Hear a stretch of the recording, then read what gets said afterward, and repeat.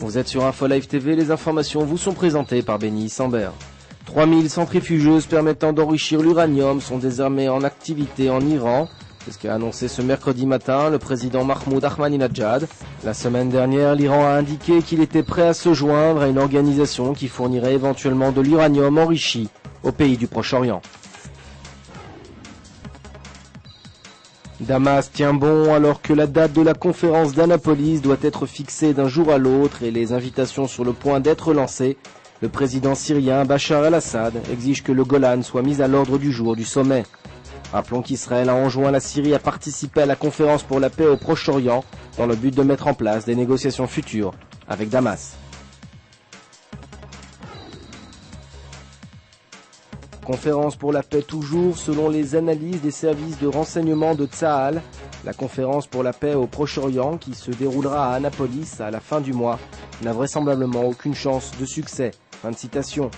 Pour rappel, les Palestiniens ont menacé de déclencher une vague de violence importante si Annapolis s'avérait être un échec. Et puis des Palestiniens de Jérusalem-Est ont exigé la tenue d'une rencontre avec le ministère israélien de l'Intérieur dans le but d'évoquer l'éventualité de l'octroi de la citoyenneté israélienne à certains d'entre eux. Or, le ministre israélien leur a précisé qu'il ne pourrait le recevoir qu'en avril 2008. L'ONG israélienne Shalom Arshav, La Paix Maintenant, a indiqué que les habitants des implantations juives de Judée-Samarie avaient installé plusieurs centaines de caravanes qui représentent des points de peuplement illégaux ces 10 derniers mois dans la région. Cette information intervient alors que l'État hébreu s'est engagé à geler les constructions dans les territoires palestiniens. Enfin, le taux de natalité pour les Juifs est en hausse en Israël, alors que pour ce qui est de la population arabe et dans les territoires palestiniens, il est en baisse.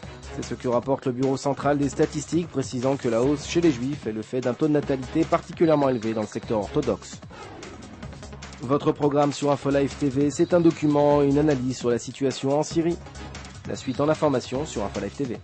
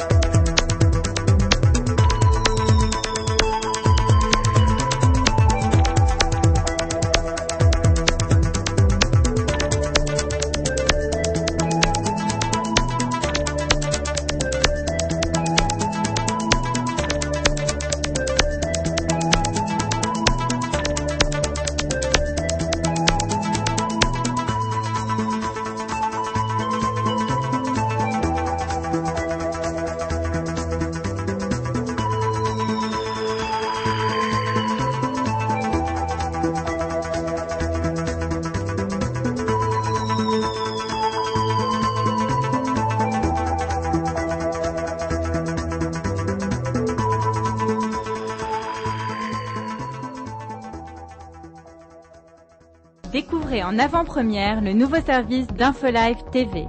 Recevez gratuitement chaque jour, en vidéo, les informations d'Israël et du Proche-Orient sur votre mobile.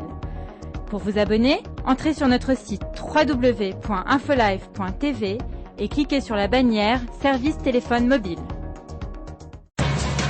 Aujourd'hui, le monde entier parle d'Israël.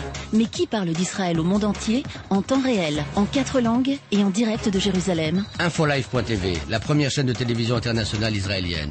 24 heures sur 24, 7 jours sur 7, suivez de l'intérieur l'actualité d'Israël et du Moyen-Orient. Des reportages, des interviews, un grand journal et des flash infos en images dès que l'actualité l'exige.